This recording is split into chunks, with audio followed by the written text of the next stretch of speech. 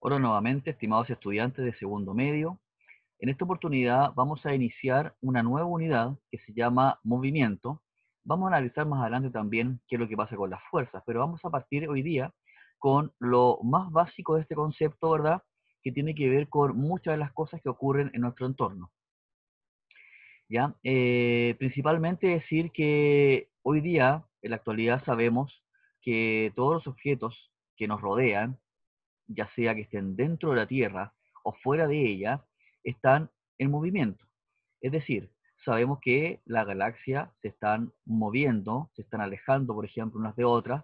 Sabemos que nuestro sistema solar y nuestra estrella principal, el Sol, se mueve en torno a nuestra galaxia, que es la Vía Láctea.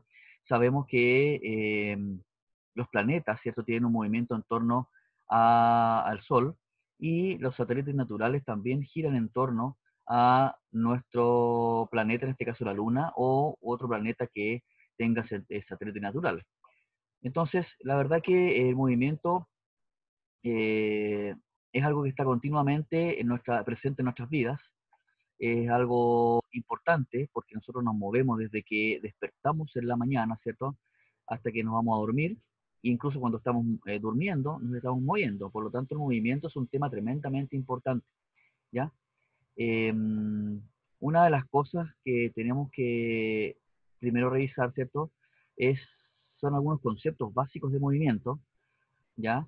Hay distintos tipos de movimientos. Yo después les voy a enviar una presentación, ¿verdad? Que habla del movimiento, ¿verdad? Y ahí, ¿cierto? Aparecen varios tipos de movimientos. No vamos a analizar los más complejos. En esta unidad solamente nos vamos a referir al movimiento rectilíneo y cómo podemos representarlo.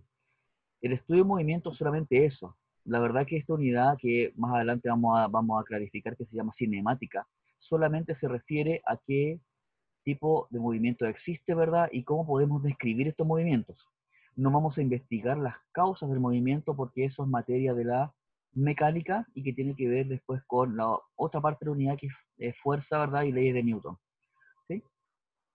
Bueno, para empezar, ¿cierto? Mencionar aquí hay un párrafo, ¿verdad? Una pequeña introducción que dice que en la antigüedad se pensaba que muchas de las cosas que vemos están estáticas.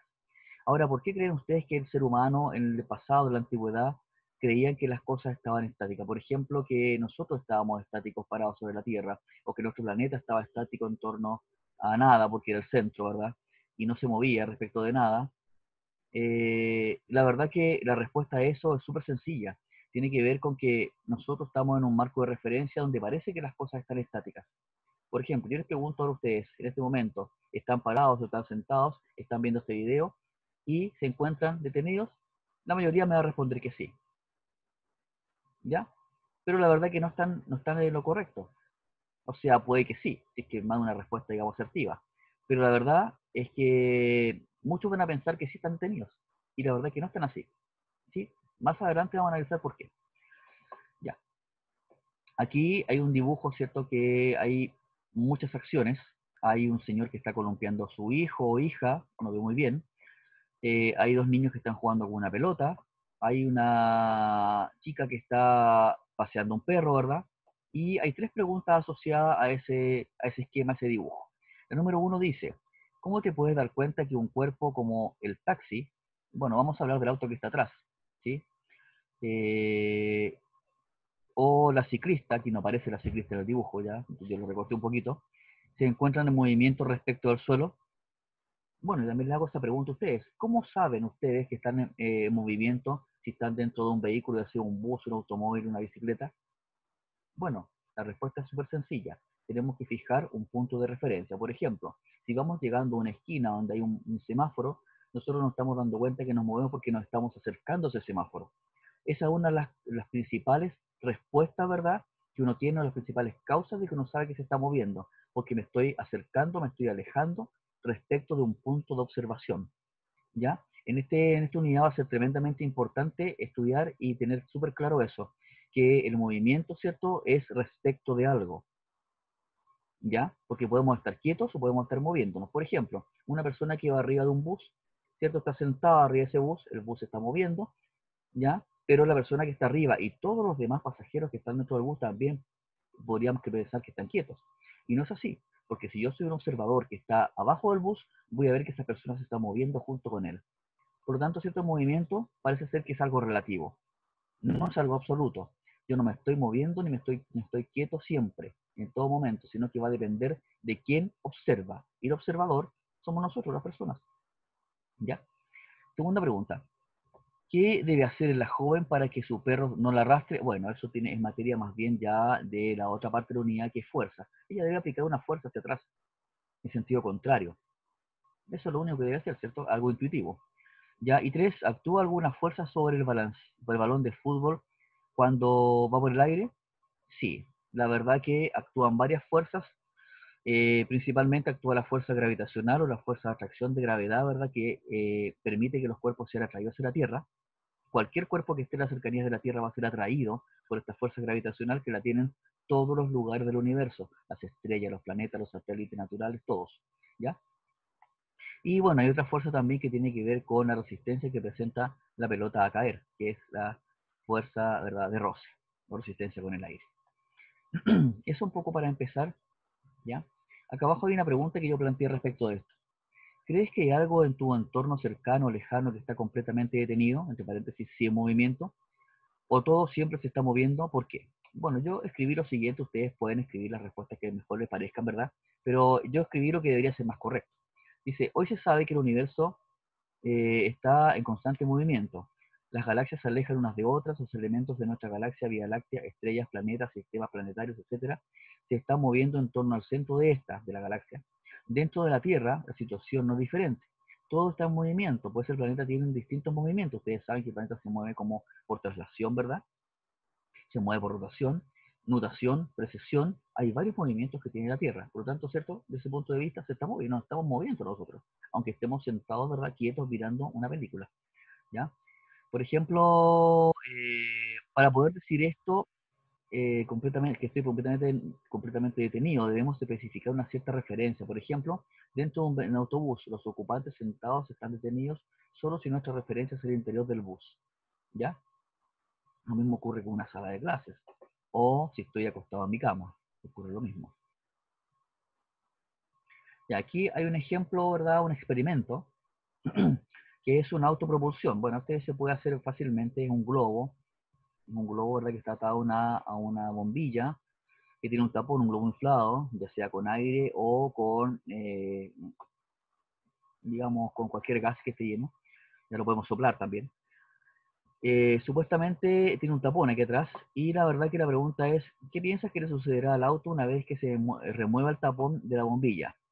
Bueno, lo que va a suceder es que el aire, ¿cierto?, va a salir eyectado por esta bombilla, canalizado por ahí, y eso va a crear una fuerza, propulsión hacia atrás del automóvil. Como una reacción natural, el automóvil que va a pasar se va a empezar a mover hacia adelante. Ya eso se llama ley de acción y reacción, que es el tercer principio de Newton para la mecánica. Lo vamos a ver más adelante. Ya, dice, ¿qué conceptos y principios piensas que está involucrado en la experiencia anterior? Descríbelos. Bueno, yo escribí palabras acá, dice desplazamiento, rapidez, movimiento, fuerza. También está la aceleración presente. Y acá tengo dos cuerpos en caída, ya una pelota que está en caída libre y un paracaidista que también está en caída libre, pero presenta una característica específica. Los paracaidistas tienen esa forma por algo bien particular, que la superficie, ¿verdad?, de la tela genera resistencia con el aire, y así yo disminuyo la aceleración, ¿verdad?, con la que caen todos los cuerpos. Es decir, el cambio de velocidad a través del tiempo, que es un concepto que vamos a revisar más adelante. Entonces, me pedían que hiciera un esquema. Aquí yo hice un esquema, ¿ya? Bueno, puse un dibujo. Dice, ¿qué fuerzas actúan en cada uno de los cuerpos mientras caen? Dibújalas. Ya, por ejemplo, la pelota que cae, ¿cierto?, está siendo atraída hacia el centro de la Tierra por el campo de gravedad terrestre con una aceleración g, aceleración de gravedad, ¿ya? Y sobre ella actúa la fuerza peso, que es la fuerza con la que los cuerpos caen, ¿sí? Y también la fuerza de fricción con el aire. Bueno, mientras más superficie tenga un cuerpo, más resistencia al aire va a tener. Por ejemplo, una hoja de papel estirada, yo la suelto y empieza a caer lentamente.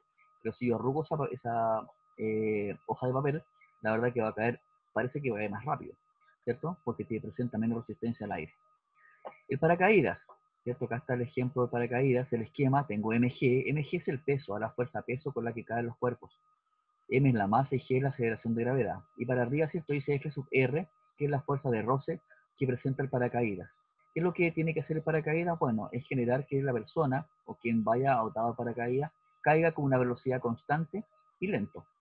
Porque lo que quiere evitar el paracaídas es que nosotros, ¿cierto?, nos dañemos cuando nos caemos libremente. ¿Sí? Dice, sobre paracaídas actúa la fuerza de gravedad o peso que además pero además hay una gran fuerza de fricción del paracaídas sobre el aire, evitando que aumente su velocidad mientras cae. Existe otra fuerza hacia arriba llamada empuje ascendente, lo mismo que lo que pasa cuando tengo un cuerpo liviano sumergido en el agua, por ejemplo, una pelota plástica inflada, lo sumerjo en una piscina y la suelto y empieza a subir, ¿ya? Ahora, lo que tiene que pasar aquí en el paracaídas es que existe un equilibrio entre el peso y la fuerza de empuje, para que la velocidad sea constante.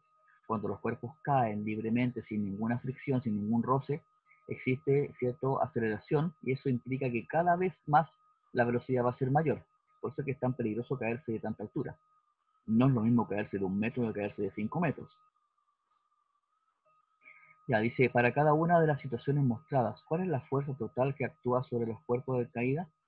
Bueno, estoy hablando de la pelota y el paracaídas acá. Dice, como en ambos casos los dos cuerpos caen, la fuerza total ya resultante es la fuerza peso debida al campo de gravedad terrestre. Ambos caen principalmente por la fuerza peso, porque si la fuerza peso no actuara lo suficiente o fuese más débil en un momento, el cuerpo, ¿cierto?, subiría, ascendería o quedaría estático, y eso no ocurre.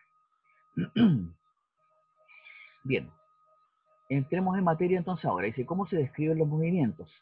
Ya, primero, para describir un movimiento yo tengo que tener claro que debo presentar un marco de referencia o un sistema de coordenadas. Y aquí tienes que recordar un poco de matemáticas, porque ahí cierto vamos a trabajar con las coordenadas y la referencia de los números negativos y positivos, que en este caso van a representar una posición.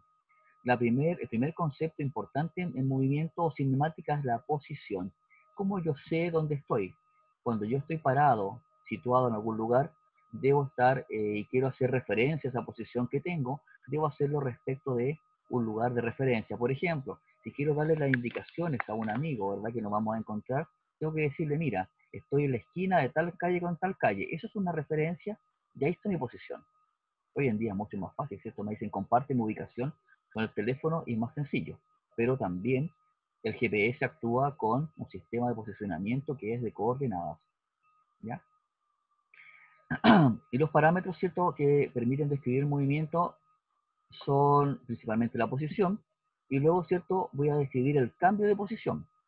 Cuando yo me cambio de posición, significa que me estoy moviendo, que me he movido de un lugar respecto de algo, ¿ya? Y eso lo hago en un sistema de coordenadas, ¿sí? Aquí dice la posición. Aquí tenemos un ejemplo, ¿verdad? Tenemos un reloj de arena, y tenemos una botella con algo adentro que parece ser agua, y tenemos un sistema aquí abajo que es de coordenadas, ¿verdad? Estamos en el eje X, ¿ya? Y en el eje X tengo yo una referencia que es el 0.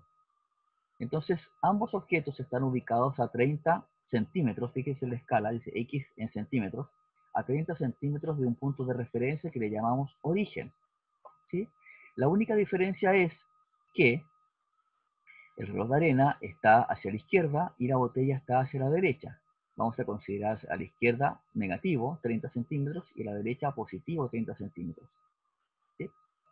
Ahora, aquí al ladito, ¿cierto?, hay una cosa muy importante que vamos a hablar después más profundamente, que es, dice, un vector es una herramienta matemática que permite representar diferentes magnitudes físicas.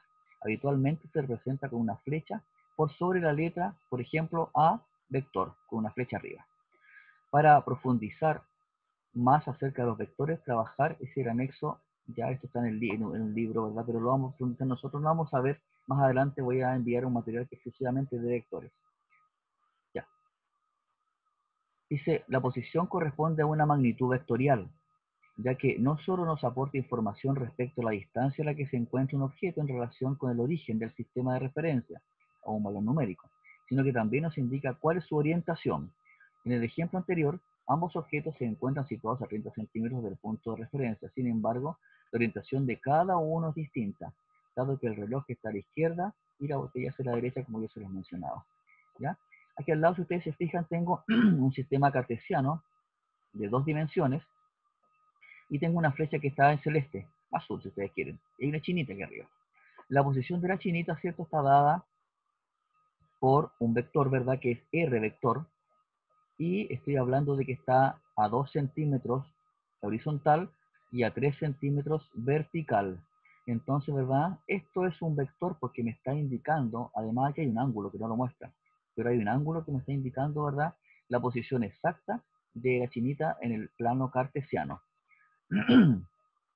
Muy importante hacer la diferencia entre un vector y un elemento que no es un vector. Vamos a hablar de eso más adelante, ¿ya? Dice, es importante destacar que la posición es una magnitud relativa al sistema de referencia utilizado. Es decir, que dependerá desde dónde se describa. Por ejemplo, en una de las salas de clases, la posición del escritorio del profesor es diferente respecto a cada uno de los estudiantes de la sala. ¿Sí? ¿Cierto?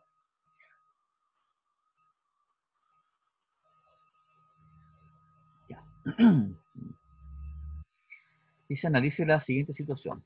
3 amigos, Paula, Esteban y Catalina, se encuentran sentados en las gradas de un gimnasio, mientras David los observa desde la puerta. Y este corresponde al origen de coordenadas. Entonces, dice, ¿cuál será la posición aproximada que tendrá cada uno de ellos respecto de David? Si él se encuentra situado en el origen del sistema de coordenadas, si ustedes se fijan, este es un sistema de coordenadas en el espacio, porque tengo Y hacia acá, si se alcanzan a ver, ojalá alcancen a ver el puntero, tengo X hacia atrás y tengo Z hacia arriba, porque recuerden que estamos en un sistema de coordenadas espaciales. Nosotros nos movemos en el espacio, no en el plano. Por tanto, ¿cierto?, tenemos que considerar la coordenada que tiene que ver con el espacio o volumen. Y eso es Z. Dice, pregunta A. ¿Cuál será la posición aproximada que tendrá cada uno de ellos respecto de David si él se encuentra situado en el origen del sistema de coordenadas? Bueno, si yo miro, fíjense que acá abajito hay números. ¿Sí? Hay números en 3 direcciones. En el sentido, en el dirección X, vamos a hablar de los ejes, ¿cierto? Tienen dirección. Dirección X hacia atrás, dirección Y hacia el lado y dirección Z hacia arriba. Entonces, veamos Catalina. Catalina está en X está yo veo que son 5 metros. Están metros, ¿cierto? Catalina se encuentra a 5 metros de la dirección X. Y está sentada hacia arriba, ¿no? Ya, pero primero hacia el lado. Está sentada a 1 metro en la dirección y está a 1 metro en la dirección Z. ¿Ya? Esas coordenadas me señalan exactamente dónde está Catalina respecto a David. Lo mismo con Paula. ¿Ya? Perdón, Esteban. Esteban se encuentra a 6 metros en la dirección X, a 5 metros en la dirección Y y a 2 metros en la dirección Z. Y por último, Paula, que es la que está más arriba, Paula se encuentra a 7 metros en la dirección X, a 2 metros en la dirección Y y a 3 metros en la dirección Z. Esa sería la posición de cada uno respecto de David. B. ¿Quién se encuentra más lejos de él? Bueno, si yo me doy cuenta, la verdad que Paula, que está arriba, ¿cierto? Paula, ella, es la que está más lejos. Si yo saco la cuenta, ¿verdad? Puede que esté en la dirección Y más cerca, pero también está más arriba. Ya hay una forma de saber si está más lejos o más cerca, pero eso lo vamos a ver después. Y C, ¿podría David describir la posición de un estudiante en movimiento? Expliquen. Bueno, sí, él podría describir siempre que David, no David, ya dice David, siempre que David se quede quieto en su posición. Si él se queda quieto, puede saber perfectamente quién se movió y cuánto. Ya, ahí estamos hablando de posición. Vamos al desplazamiento y la distancia. Fíjense que el desplazamiento y la distancia a veces se confunden. Son conceptos que tienden a ser sinónimos y no lo son. ¿Por qué? Si ustedes se fijan, aquí hay una persona que va desde el punto A hasta el punto B, pero hay 2 flechas, una que es recta, azul, y otra que es curva punteada, ¿cierto?, en rojo. La diferencia está en que nosotros siempre vamos a utilizar la línea roja, no nos movemos siempre en línea recta, ¿cierto? La línea roja va a representar la trayectoria, ¿verdad? Que es el camino recorrido, también se llama. El camino recorrido es lo más realista. Cuando vamos de nuestra casa, ¿cierto?, al cine, o del cine nos vamos a casa de un amigo, la verdad que no podemos ir en línea recta, al menos que nos vayamos, ¿cierto?, por el aire, volando. Esa es una de las formas más fáciles de viajar en línea recta, o al menos que mi amigo viva al lado de mi casa. Y voy desde la vereda, ¿cierto?, por la vereda en línea recta. Lo más común es que avancemos en trayectoria o camino recorrido, que es la línea roja. Y el desplazamiento es una forma de movernos, de cambiar de posición, pero teórica. ¿Por qué? Yo puedo calcular el desplazamiento, ¿cierto?, considerando la posición final y la posición inicial. Si yo resto estas dos cantidades, voy a darme cuenta que a veces el desplazamiento es cero. Y no es así, porque yo caminé, yo me desplacé, yo me moví. Pero ¿cómo entonces puede ser cero? Porque es teórico, es una magnitud teórica. Y a diferencia de la trayectoria, el desplazamiento es un vector. ¿Ya?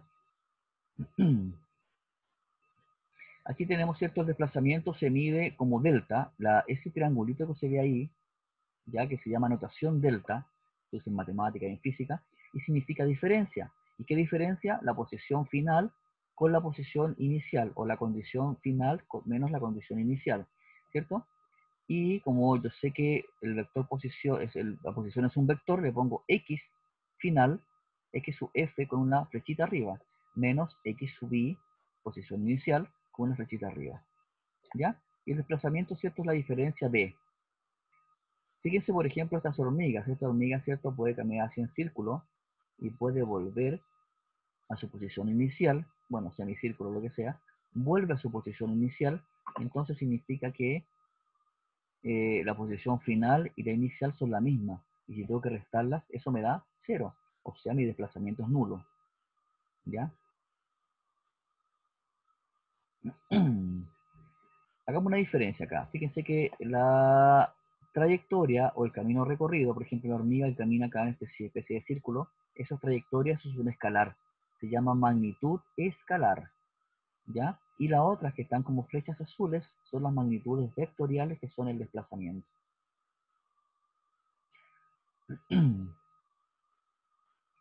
Ya, veamos acá un ejemplo. Dice, situación problema. El gato de Alejandro camina sobre el techo de una casa por un tramo recto desde la posición menos 3 metros, ¿cierto? Ahí está, menos 3 metros. Voy a agrandar un poquito esto. Posición menos 3 metros hasta la posición 3 metros, acá. Luego camina de vuelta deteniéndose en la posición menos 1 metro, tal como se presenta en el siguiente esquema. Aquí, ese dibujito. Entonces el gato, ¿qué es lo que hace? Va del menos 3 al 3 y luego se devuelve al menos 1. La pregunta es, fíjese que si yo miro, de menos 3 a 3 metros hay 6 metros, ¿cierto? Aquí tengo 1, 2, 3, 4, 5, 6 metros. Y luego se devuelve 6, 7, 8, 9, 10. Si yo cuento, en total él caminó 10 metros entre ir y volver, pero no pasa lo mismo con el desplazamiento. ¿Por qué? Porque dice,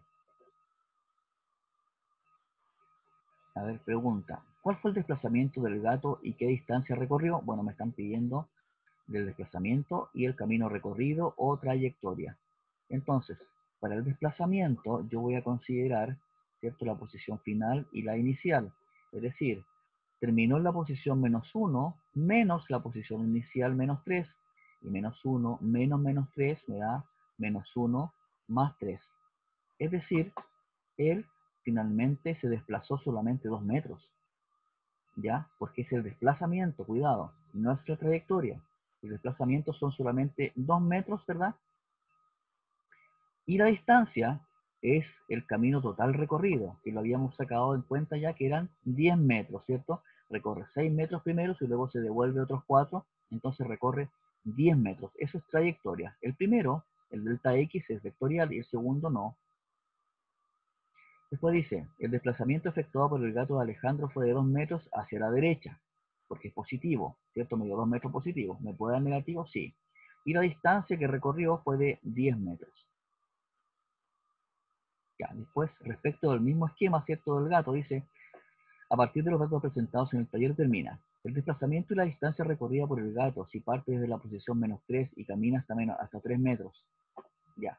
Si va de -3 hasta el 3 metros y queda detenido ahí, entonces el desplazamiento es 6 metros, ¿cierto? Porque lo hizo en línea recta, fue de -3 hasta 3. Y si se queda detenido, va a coincidir la trayectoria, ¿cierto? Coincide con el desplazamiento en este caso. Vamos a ver después qué pasa con eso. ¿Ya? Y después el desplazamiento, dice 2, el desplazamiento y la distancia recorrida por el gato, si parte desde la posición -3, camina hasta x igual 3 metros y luego vuelve -3. Ahí está lo que se decía. Si él vuelve a la posición inicial, su desplazamiento va a ser 0. ¿Por qué? Porque va a tener posición final -3, posición inicial, me sigo, escribo, mira, acá sería posición final -3, menos la posición inicial, -3. Entonces, si yo sumo eso, ¿verdad? Ustedes saben matemáticas, eso me da 3 menos -3, eso me da 0. ¿Ok? Porque estoy sumando -3 con 3 positivos, me da 0. El desplazamiento es 0, pero sabemos que se recorrió 6 metros. ¿Ya? Ah, bueno, perdón, si va y vuelve, se recorrió 12 metros. No siempre el desplazamiento, y la mayoría de las veces es así, no siempre el desplazamiento coincide con la trayectoria. Solamente coincide cuando vamos en línea recta sin devolvernos. ¿Ya? Bueno, vamos a seguir hablando de esto en el próximo video. Lo dejo hasta acá, repasen, ustedes hagan los ejercicios de nuevo. Miren los videos que les dejé en la guía y nos veremos en la guía número 10, ¿cierto? Para avanzar con este tema. Que estén muy bien.